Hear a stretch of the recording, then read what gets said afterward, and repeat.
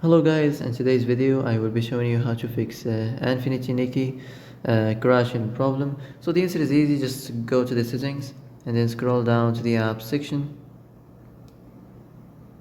and then go to the search and search Nikki and then go to the storage, and here you will find this clear cache option. Click on it.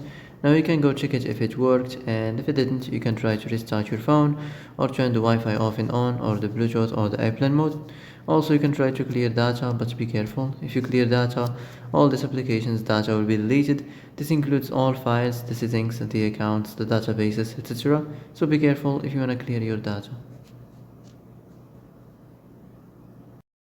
And that's it for today's video. I hope this is the answer you've been looking for. If you like this video, don't forget to like and subscribe, and see you in the next video. Thanks for watching.